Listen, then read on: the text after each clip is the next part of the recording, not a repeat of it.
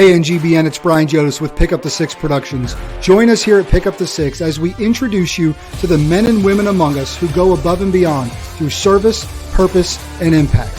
Whether it's travel in the United States or right here from our studios, we can't wait to pick up the six with you.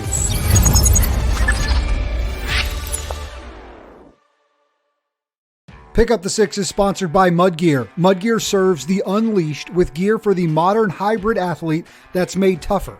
They've created strong, functional performance gear like their performance shirts, shorts, and socks. I wear Mud Gear on the regular. Whether it's for a road race, an obstacle adventure, or a ruck, Mud Gear can help you gear up for extreme performance. Go to mudgear.com, use the code PUT6, and save 15% off today.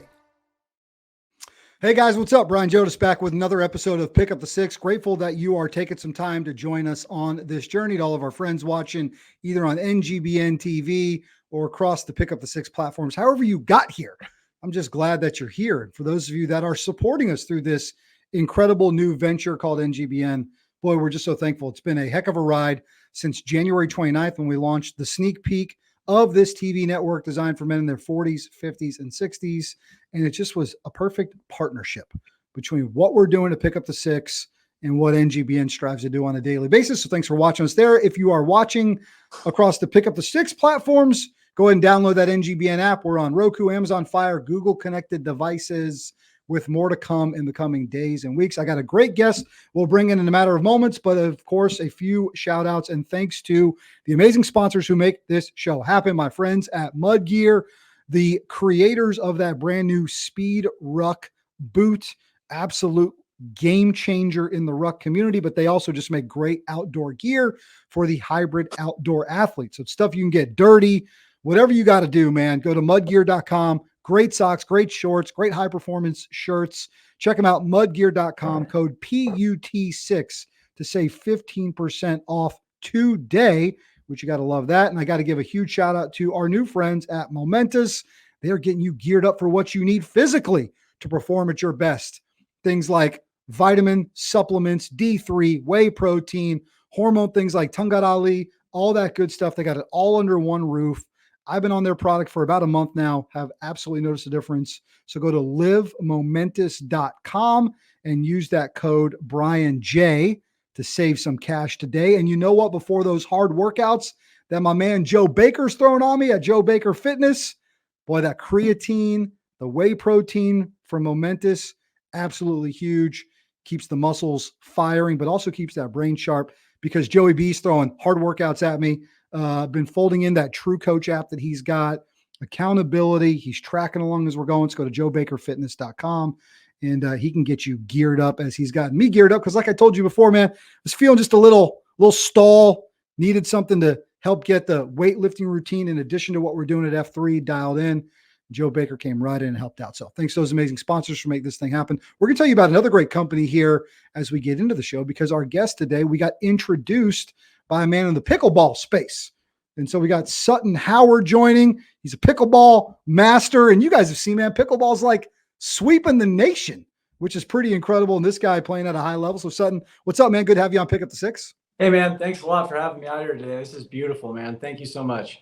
Yeah, we're going to have a great conversation. He's wearing a super cool guy jean jacket hood. I have that same exact one in all black. And I should have worn it. We would have been like, cool guy buddies today. Yeah. So Joel Maurer, who's the owner of Dink Ninja, which by the way, top-notch name, right? When you think about pickleball apparel and all that stuff, but he saw your story and he's got real no dog in the fight, but he said, man, I think Sutton, knowing his story, be a great fit for the Pick Up the Six. We'll ask y'all about it, but here we are. So God sort of stepped in and got Joel connected to you and me and away we go.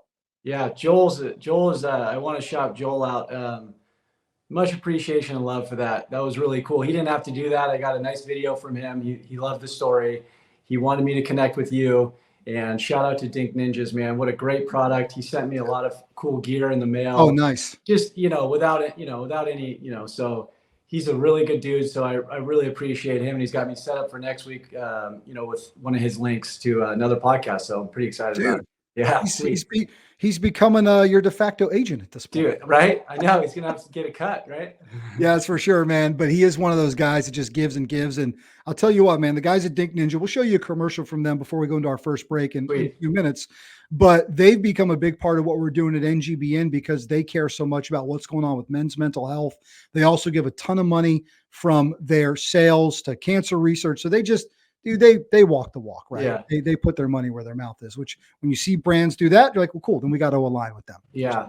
About that, man. You got a phoenix of a story, right? And it fits in with what we do here through service, purpose, and impact. And we've been very fortunate to talk to people and share their stories of redemption. And that is one for you. But you were a guy that was, man, high level high school athlete, injury sets in, and then it's a series of hardships after that, man. So take us back, man. Tell us the story. Yeah. So, I grew up in a very competitive household, older brother, younger brother. Sports was the thing. That's all I ever did. That's all I ever wanted to do. Yeah. My dream as a little kid was to be, that next Michael Jordan or that, perfect athlete, whatever. Yeah. And, make a long story short, when I got that injury, my whole world felt like it was over. Right. And yeah. What happened? So what happened, right? What injury was it? I was a catcher, right? I was a baseball, I was a catcher. And what happened was, after so much wear and tear, one day I was in my fraternity house walking up the stairs. I'm not kidding you. I literally stubbed my toe and the knee just went. The whole thing. Geez. Yeah. It must have been hanging on by a thread or whatever, so it just went. And, after that, it was over. And at that level, if you're starting injuries at that level, coaches don't want, you know what I mean? It's over. So, yeah. So when that, which is so unfortunate, right? Yeah, totally. But just, it's a tough hand to be dealt. Yeah. So, and that, I couldn't accept that. And that was part of the thing. Cause so my whole life is geared towards learning about being an athlete. Right. So school wasn't an issue. I mean, I never cared about school. Right. So that was the last priority. That was the last thing on my mind. So when you lose what you love and in everything that you do, what do you got, right? Yeah. So now I'm a kid with no type of dreams or goals or anything, that I could kind of, look towards now. So that was kind of what led me down that kind of dark path, I guess you could say. I mean, so do you have surgery on this thing? Like, yeah. So, I mean, opioids get introduced. Is that a start of it? I mean, tell me, because you go from high level to then that thing's taken away, and it is human nature, right? We can relate. That thing that we love is taken away, and it's hindsight. It's easy on the other side to maybe say, well, if I would have done this or that or refocus my energy here, but when that thing that defines you is removed, it's like, what do you do next? Yeah. And you were what, 19, 20? Yeah, something like that. Yeah. Brutal, right? Yeah. That's why I felt so terrible and I played football in high school. I couldn't imagine being in my senior year of high school. I think about the kids in COVID and if our season was taken away. What do you do? I mean, it's just, right. And that's what it was. So, part of me died. That's what it felt like. I mean, it was sure. And then you're living in this world where it's like, okay, well, what do you do? And then your parents, the pressure is like, what do you do? And you're trying to pick a million things. And I mean, I'm not kidding you. I've tried everything. I've got certified. I mean, I've done so many things, right? But it's like, what do you do? What do you love? So it was really tough for me. And during that time, I was doing a lot of partying. I was in college. I was hanging out with friends. So when I got on the meds, for the knee surgery, hey, what's the next best feeling? And that was that, right? So that's where that went, All right. So, I mean, does it spiral out pretty bad? Like, and how bad does it get? Right. I mean, you get towards the bottom of the barrel. So just, if you don't mind taking us in, and we don't take for granted what it's like to tell a story where you're like, dude, I fucked up pretty bad and things got really bad. Right. But take us in if you don't mind.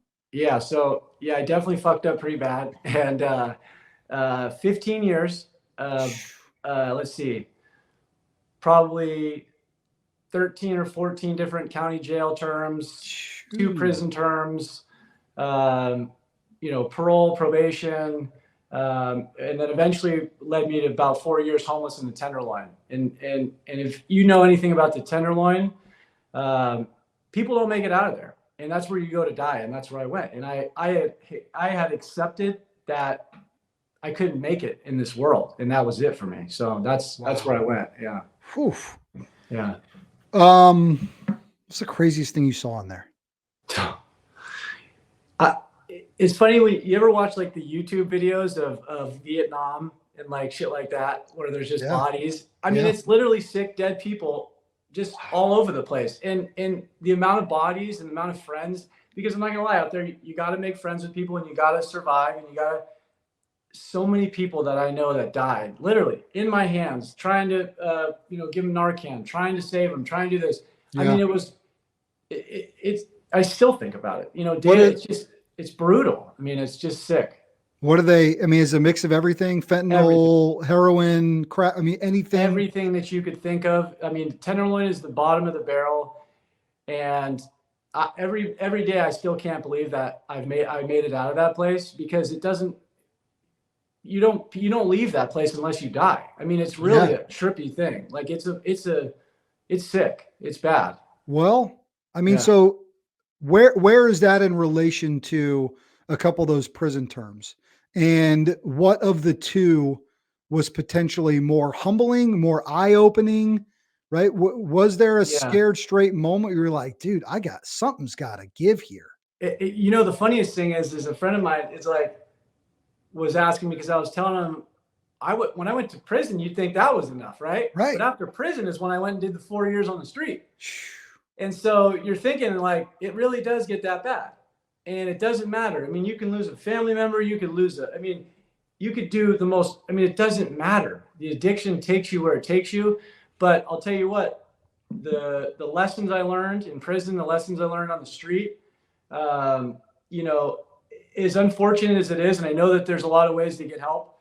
I mean, I don't know any other way than hitting your bottom and hitting it hard. And it's tough. I mean, it takes a very strong individual to just stop and then find the right type of help. And I know it's out there, but it's very challenging, and you have to have it in you to really want to find it. And it's tough, but I beat the shit out of myself enough where I made the decision. It was over. Where is your family at in this whole process, right? Like, interventions, like, dude, you're cut off. I mean, what's that relationship? What are those relationships like? My family's like probably the greatest people on the planet. I mean, they literally tried, they did whatever they could.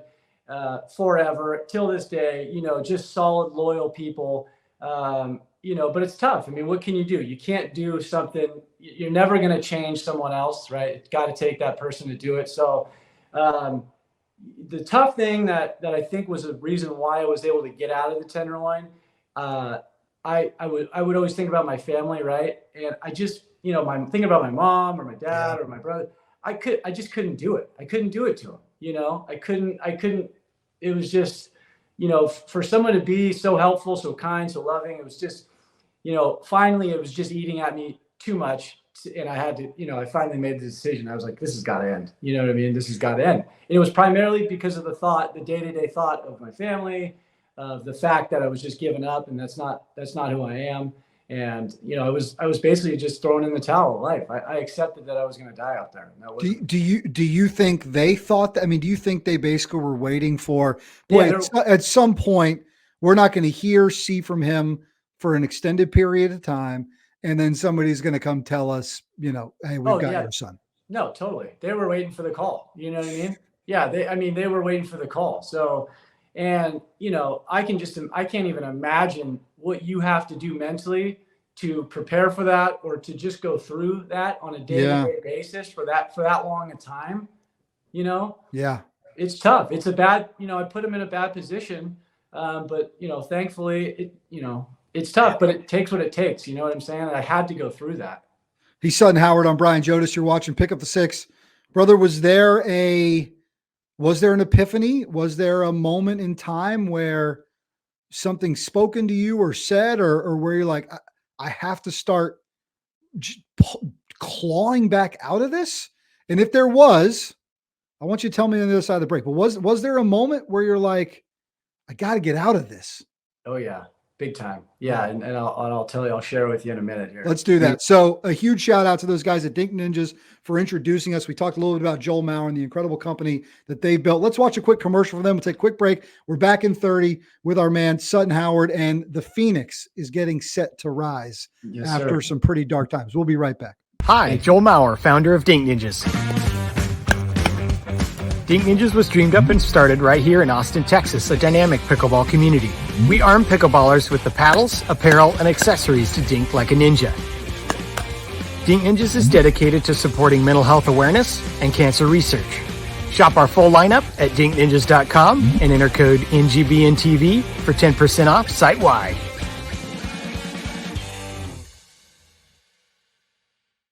Brian Jodas back after an incredible message from our friends at Dink Ninjas. Use that code, go save a little bit. You know, you're into pickleball, man. It's sweeping the country. More with our conversation with Sutton Howard in a matter of moments. We're going to hear about sort of that moment in which he says, or someone said, whatever happens, I can't wait to hear about it. Dude, I got to get out of this. We got to get ourselves back together. Before that, I have to get you guys tuned up on an incredible event that is happening with NGBN on April the 6th. And this is groundbreaking. When you hear us talk about creating a streaming TV network for men with the mission of saving men's lives, like, how are you guys going to do that, right? How are you going to do that? Well, it's events like what we're doing on April the 6th. So go to ngbn.tv/save-a-life. You can see more about it. But we are hosting a pair of 2-hour, 100% free training sessions on suicide prevention and how to help someone that is in crisis. Picture this. You have heard of CPR training. You take all these trainings to get you prepared for that moment where you might have to jump into action. Well, what do you do if a friend says they're in a really dark place? Or if you hear the right words or phrases from a loved one? Our intention with this 100% free training session, the two of them on April 6th, is to get you prepared to do it. That's how this TV network is going to help save a life. So go to ngbn.tv/save-a-life. This is, again, 100% free. Register, sign up today. And on April the 6th, between 9 and 11 a.m. Eastern or 9 and 11 a.m. Pacific, you can be part of history. We have a lofty goal of training 100,000 people in a day, which I know you say, boy, that's a lot. You know what? We can do it. We can do it by sharing. We can do it by being a part of this with each other. And we can actually save people and change the world for the better.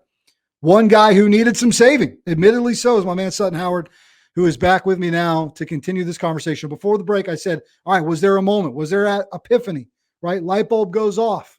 Heavens open up. What happened, man, to where you said, I got to claw out of this hole I'm in when I'm living in this basically encampment where addicts go to die? What happened? Yeah, so it's a trip, right? So I remember the last 6 months, I remember thinking like, dude, this is bad, right? And I remember I started saying, I remember like walking around and saying like God, please help me, right? And I just kept saying, that's all. I didn't, at that point, you know, I wasn't in touch with the higher power yet. I wasn't that, you know, the spiritual life was definitely not there. Definitely believe in God. And so that probably was always in me, but I remember just walking around like, God, please help me. I can't go on. Just, I remember that thought, this big dark thing. And I'll tell you the last little episode of how it ended quickly was, so I get pulled, the cops are up the street and they see me. I'm just standing there. I probably just picked up, you know, I'm standing there, and in the Tenderloin, if the cops roll up, right, everybody runs, right? Everybody's out of there, right? Yeah. And so for some reason, I just stood there, right? And I'm just standing there. And I felt like this kind of weight on me, like just like, you know, this weird, slow weight, right? And so I'm looking at the cop and he's looking at me because he's down the way a little bit. And then I'm looking to the right, there's the Tenderloin, there's where everybody ran, right? And so now I'm in this like thing where I'm looking at the cop and I'm like, dude, get out of here. Like, what are you doing? Like, you know what I mean? Like, go, right? Then I'm looking at the cop and I'm thinking, is this over? You know, like, is this, and I'm looking right and I'm doing this like little battle, right? Like, yeah. trying to make this decision of like, am I really going to like give myself up, or am I going to go like get the hell out of there? Right. Right. So I look at the cop one more time, and then I look to the right and I'm like, okay, fuck. Right. And by the time I turn back around, I hear a voice, and he goes, "What are you doing, sir? What are you doing?" And I kind of panic, and I guess I threw something that was in my hand. It was probably like a foil or some shit that I had in my hand, some paraphernalia. And he literally goes, "Sir, put your hands behind your back. You're being arrested for littering." Now, if you know anything about the Tenderloin, you can stab somebody, shoot somebody, do dope, whatever you want in public, and the police will not arrest you. Right. I was arrested for littering. What? Now, if that's not a sign of God. Yeah, that's, right? I mean, like of all the things. Dude, it was the craziest thing, because the funny thing is, like, I was in this like battle of like, dude, just give up. Like something was in there just saying like, just stay. And when the cops come there, you run, you're gone. And there's like an easy way out, right? Like it was very easy. Yeah. There was a lot of time, but instead something. Once you're back in, it's a weirdo, bizarro safe haven almost. Yeah. Right? And they just let you go back in there. Yeah, no, it's fine. I lived in there. It was like, you know what I mean? So it was like, I could start jogging and get away from the police, but something, my higher power held me down and kept me there. And this was the time for it to be over. Right. And so, and the funny thing is when they arrested me, I didn't give them my name because I wanted them to arrest me, because I knew that they were going to say, okay, well, we got to take you downtown to fingerprint you. And I sat in that police car and I fell asleep, and it was done. And I was relieved. Did you feel like a weight lifted off in that moment? Big time. Because when you're in active addiction, it is so hard to stop without somebody else yanking you out of it, or being arrested, or you going through some traumatic thing. It is so hard to just stop.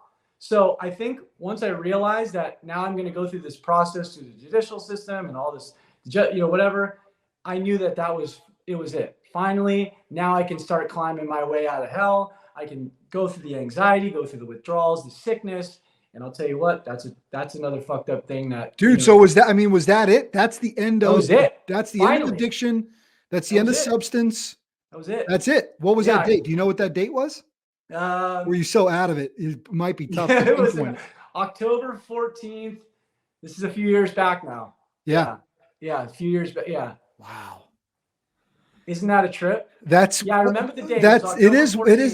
It's wild, right? Because it's like you could do all these terrible things that you just mentioned. Yeah. Yet you standing your ground for some reason. Yeah. And then throwing the foil and being arrested for littering. Yeah, it doesn't happen. That's wild. I got to court and the judge laughed. Like, what are we doing here? And then he goes, "Oh, we see the parole violation." Okay, then they can see everything. They can see everything else. Yeah. Yeah. Holy cow. All right. Let me take a quick break, because on the other side, I want to hear about pulling it out, like coming out of it. Yeah, that was brutal. Right. I want to hear about that. If you don't mind sharing it, I want to hear about it. All right, let's take a quick commercial break. We'll be right back. More with Sutton Howard right after this.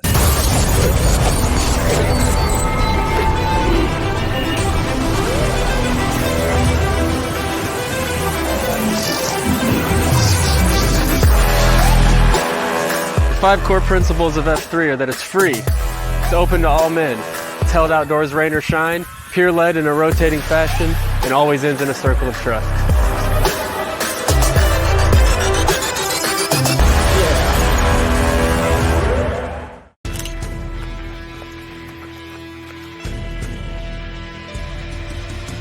In the world of outdoor sports, there's no escaping the elements. Every step you take defines your journey, and every step you take is one closer to your goal. Introducing the Mudgear Speed Ruck. Lace up the Mudgear Speed Ruck to tackle the toughest obstacles, from the trail to the road to all terrains in between. I cover a lot of miles, and the right shoe could be a game changer. For me, the Mudgear Speed Ruck is that game changer. The Mudgear Speed Ruck offers unbeatable traction, durability for all elements, and unparalleled support for your ankles. All by partnering with the top trail running shoe designers on the planet. Made tougher and ready for anything. This is the Mudgear Speed Ruck. Available now from Mudgear. Gear for the modern hybrid athlete. Made tougher. Yeah, we're back, and a huge shout out to those guys at Mud Gear. There's that code PUT6, save 15% off, and it works on the Speed Ruck too. So it's not one of those like, well, you tell us about this amazing shoe. It's the most expensive thing they have, right? Because it's an awesome shoe, and I can't use the code. You can. So there you go. Boom. What's up? Mudgear.com. PUT6 is the code. Save 50%. Love those guys. Love that Speed Ruck. It is a legit game changer if you're into rucking or, dude, hiking. I had to do a bunch of yard work the other day. I was going to be in and out of sort of the back of the yard, shrubs, pine needles. Boom. Tossed them on. Perfect. Worked great. So multifunctional for that hybrid athlete. Plus dad, right? Dad, you got a lot of stuff to do in the backyard, man. We're super comfortable, right? So make it happen. Let me bring Sutton Howard back in. We've been talking about just his incredible journey, man, hitting rock bottom. And then in that moment, falling asleep in the back of that police car, right? Taken down, booked through the justice system, but then starting to turn it back. But dude, if you're in serious addiction, right? And if you're doing all the things you were doing, that does not come easily to be able to kick that. So if you don't mind, man, let's get down and dirty, man. Share that story. What that comeback was like, and just how hard it was, how much suffering I have to think you endured. I mean, it must not have been a walk in the park. Yeah. So the first few nights, well, I want to say probably the first week, coming off of fentanyl, crystal meth is absolutely brutal. In fact, so brutal that, I mean, I couldn't even lay, and they're so disgusting, that the little cots in county jail, but I was face down on the cement. I mean, I couldn't, it was so disgusting. I couldn't get up. It was so bad that I remember at one point I made a deal with God, and I said, God, if you could just get me through this, I'm ready. I'm ready to make the change. I'm very committed to this. And, after that, I remember going to court, and I didn't get on, they didn't give me the support. I wasn't on meds. And so I kicked this thing straight. Holy, so I was going to say, like, yeah, you're getting something to like take the edge off. No, it wasn't until later that I started doing something, but so I endured it. And the funny thing is that I've gone through the withdrawals thing, so many times. But this one was bad, probably because it was finally after 4 years straight of just nonstop. But, yeah, so that was brutal.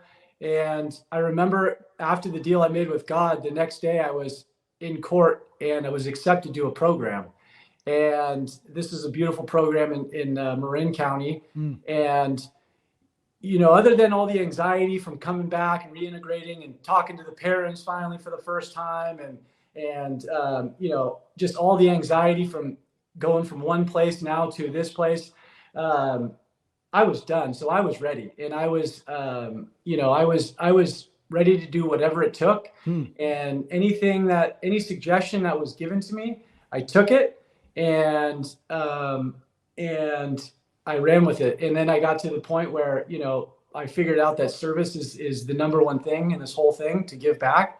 And so I kind of just built on that ever since. And today things have been great. So. I mean, how long is the journey back to like, you feel like a human again? God, every day that you're out of that place and you're away from the withdrawals is beautiful.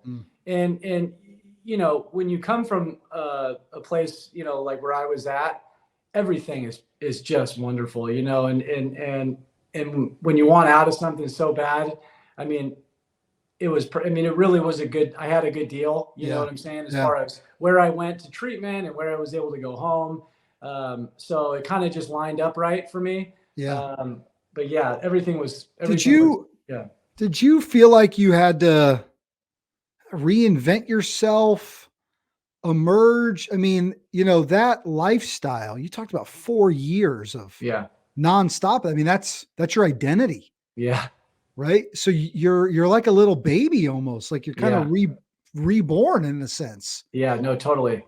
Yeah. So, I've always been a very outgoing person, a kind, loving, caring person. And so, when you take away all the drugs and all the bad stuff that comes with that, the light in me comes out. And, I love people. I love helping people. We're seeing it. We can see it right now. Yeah. And so, I think naturally, because, anytime you go on some sort of a substance, obviously everything becomes suppressed and you're not you. So, just basically, having that clean time, was able to my whole inner being came out again and was able to kind of like present that to the world and to my family and to everyone around me. So, yeah.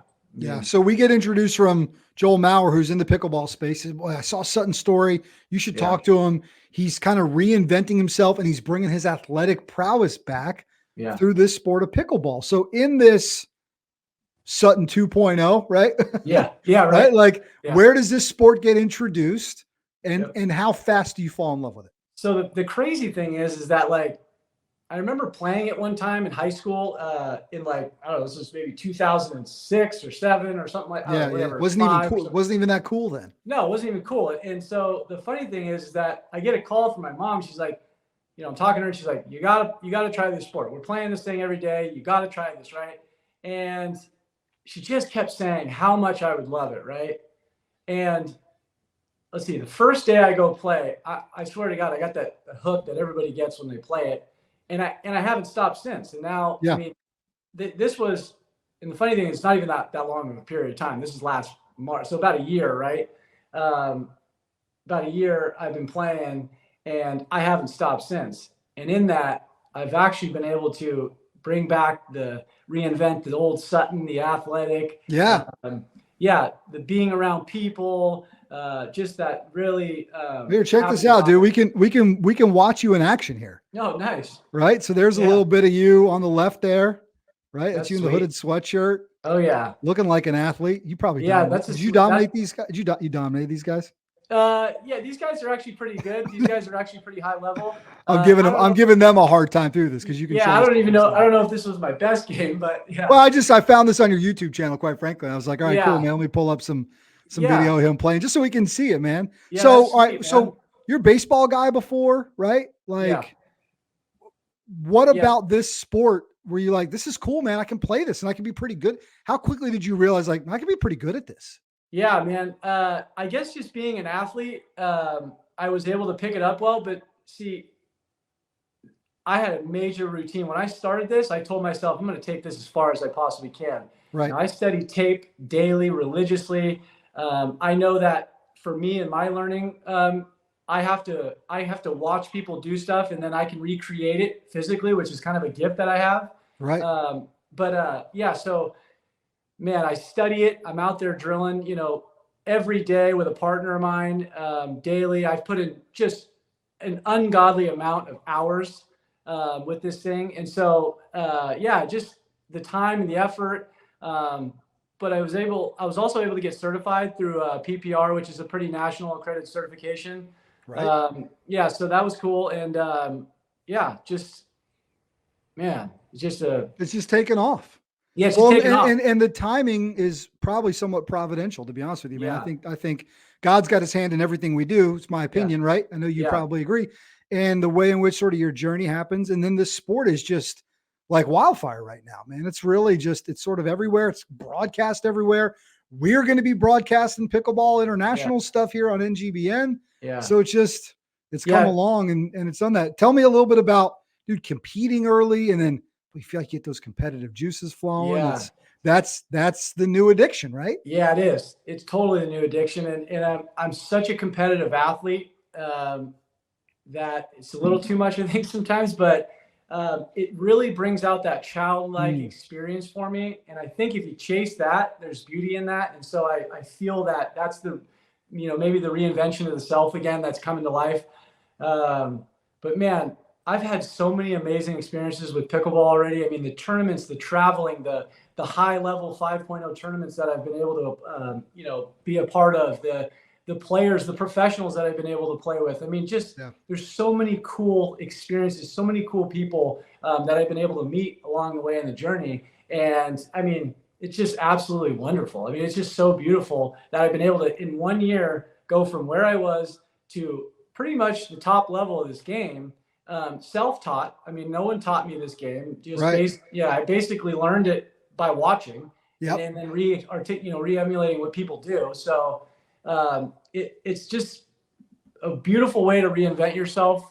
and a beautiful way to get reconnected with the community. And it couldn't have come at more of a right time for me, you know. I need you to give me a little pickleball 101. So for those watching on YouTube or watching on NGBN TV, and you can go back and watch us on demand. Yeah. I need some help with the rules of this thing. I mean, I get the rules of tennis, and I can see that this looks similar, but I know there's a lot more to it. There's also a place called the Kitchen, I think. Kitchen, yep. So talk me through sort of pickleball 101. Give me the dummies guide in a couple minutes. Yeah. So, I mean, you know, you can play doubles or singles, and which do you prefer? I like doubles. Okay. Yeah. I mean, singles is cool because it's only you control yourself. The partner's like, you know, you can't control that. So that's always there's not a lot of space out there for two people, though.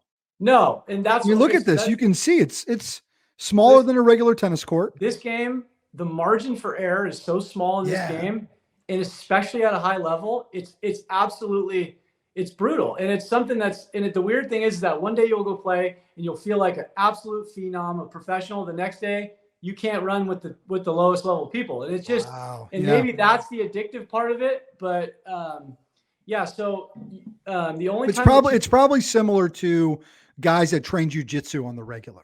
Where one day you'll roll, you'll dominate everybody. The next day you go back, you just get your ass kicked. Yeah, it's brutal. Yeah. And it's like that. It's like that every time you go play. Or well, think about it. You got a million different people, a million different styles. The ball's coming at you every different which way, right? Right. So it's just different. So you got to play a lot. You got to drill a lot. But so you can't go into the kitchen unless the ball bounces. And the kitchen is the little gray part there that you see. Yep. Does it have to bounce in there or just bounce anywhere? Well, it doesn't have to bounce in there, but if it bounces in there, that's the only time you can step into it. If not, you have to take it out of the air. Gotcha. Because you can hit it anywhere on the court. You know what I'm saying? Yeah. And they can hit over, it can bounce, and you can play back. Or you have to hit out of the air. Yeah, you don't have to. Yeah. So like when you serve, it has to bounce. When you return, it has to bounce. And then after that, everything's up out of the air. Yeah. What's the what's the most epic, like crazy game you've been in where it was just you were pushed? Oh, so there's a couple of guys who play real high level, and they actually play pro level where I'm at here at the Burlingame Bay Club. And because I'm so competitive and I want to do well, and it's kind of like these guys are at that really high level, and I'm like at the point where every time I play, it's a struggle, but that's good. That's how you kind of go up. But, I guess it's funny because all the tournaments I've played, I've had more of a competitive, intense games in the rec games. Interesting. I couldn't really give you a specific. Oh, something about that prep work, right? You put the prep in, man. Yeah. Then it works from there. Dude, if you could go back into the obviously you don't ever want to, but if you go back into the Tenderloin and think about this redemption story and where you're at today and playing this game, it's hard to imagine, isn't it? No, it's not even comprehensible. Yeah. I mean, it's not even I wouldn't even imagine it. I mean, I thought it was over, you know? Right. And where I've been able to take it and the things that I've been able to accomplish in this last year in pickleball, I mean, it's actually pretty sweet, man. And you know, and the cool thing is that I've been able to learn the game so well that I'm able to help other people. And that's the whole thing. Addiction in life is to be of service to other people. And honestly, I like watching other people get better, by helping them. It's a beautiful thing to watch other people learn and to succeed. And so, it's time for me. I've had my little run and selfish life and all the other shit I was into. So I mean, this is good for me. I love playing, but I like helping other people reach their goals. And that's do some coaching. Do some training. All that kind of stuff. Totally. All right. So what's next? And then, dude, our listeners are going to be like, I gotta follow this guy. I want to watch him. Right. So what's next and where can people find you? Yeah. So, I'm continuing. I am playing a tournament in the LA Open at the 5-0 level with my brother, who's a beast as well. Nice. He's similar to me. We've gone through a lot of the same stuff. So I'm actually very excited to do that. Just continue with my partner. We're just insane, with just the drill and the training schedule, and I have a huge workout routine. I'm a freak in the gym as well, big time into nutrition. So, and that's like a job in itself. you know, so just for sure. maintaining a clean lifestyle, maintaining, you know, and then just training for this next upcoming event that I believe will do really well in. And as far as the social media goes, I am on Instagram. I'm on Facebook. The Instagram is just my name, Sutton Howard 007. And I've got a lot of my cool little stuff on there too, so people can check out. But yeah, that's pretty much it. Just keep grinding, keep working hard, keep helping other people, keep find some joy and peace in my life. You know, it's a whole different world now for me. It sure is, man. Listen, before we go, does the enemy ever try to get a foothold in there again? Come on, man. Let's go back. Let's go back to that. Let's go back to those ways. Let's do it for a night. Any of that? Right. You know what? I have a solid routine, and that's what it takes. I wake up every morning and I pray to God. I get grounded, and I arm myself for the day. And you know, things come and go, weird thoughts. I mean, I was living a certain way for so long, and so things are weird. I think about shit all the time, but it's not an option, you know, and that's just the way you got to go into it. It's not going to happen. You keep building on that, keep staying strong, and so. But it is what it is, and it's a good story, and I like it. Yeah, the verse out of Ephesians 6, right? You put on the full armor of God. Yeah, he's not telling you to have chainmail and, you know, metal armor and a sword and a shield, which would be pretty badass. Yeah, by the foot of your bed every morning. You put on the full armor by waking up and starting the day with gratitude before your feet even touch the carpet or the hardwood or whatever. That's it. You can thank the Maker that you have air in your lungs that morning. Right. You do that, right? You take yourself out of the center of the universe and you insert yourself third, God first, others second, self third. That's how you put the full armor on every day. And then when the enemy tries to come in and tell you, hey, let's go back that other way, or let's do this temptation of the flesh, or let's do this no, man. I'm equipped from the second I get up. Yes, sir. You're going to have to come harder than that. And I can't do it by myself. And I need God's power to pour through me. I need the Holy Spirit to run through me to be able to stop those things. So I get your point, man. And it's a good reminder for all of us. If you're going through some shit right now, or if you feel like something's stacking up or the waves are crashing in, when you wake up tomorrow morning, God blesses you to wake up tomorrow morning. There's your first day. There's your first day. That's it. First day of all right, I'm going to put the armor on today. Let's see. And you know what? You're not going to be perfect, Sutton, right? We all have faults. We're all sinners. We all have issues that slip us up, but you can chip away, get a little bit better every day. And that's what it sounds like you've been doing. It's a better way to life. You know what I'm saying? And it's just, there's a whole world to create, you know, things to create and live, and there's so many beautiful things to you know, find instead of negative lifestyle. So gosh, man, Joel Maurer, you rascal. This has been a heck of a conversation. That's a good dude, I could do this for hours with you, man. And I want to follow your career. I want to have you come back, right? Get us an update. But this has been an absolute blessing, man, to be able to hang out with you today. Hey, thank you so much, man. I really do appreciate the time and the opportunity, man. You're a really good dude. I really appreciate it. Thank you so much for what you do too. Yeah. Always, brother. Always. Hang tight. Let me wrap the show up. I'll talk to you in a minute because I want to chat with a little bit more. But man, what an absolute blast that's been. That's Sutton Howard. You guys can go follow him on Instagram, follow his career. I mean, just absolutely incredible. What a great time to get to hang with him. Just get to meet him. We're so fortunate to be able to sit here and do this. I'm so grateful that you are on the journey with us as we get to talk to amazing people like this. That guy, man, was at the bottom of the barrel, right? Out of options. You're out. That's it. And by some incredible intervention, right? No coincidence. We know here, coincidence is when the creator takes action and chooses to remain anonymous about the results, right? And I firmly believe that. So grateful for you. Grateful for those amazing sponsors that have been a part of the show. Go check out the Dink Ninja guys. Go check out Mud Gear. Go check out Momentous. Go check out my man, Joe Baker Fitness, because they make it all happen. We could not do it without them. We couldn't make this show happen without them. I'm Brian Jodas. That's been this episode of Pick Up the Six. We'll see you next time. And thanks for being on this journey with us.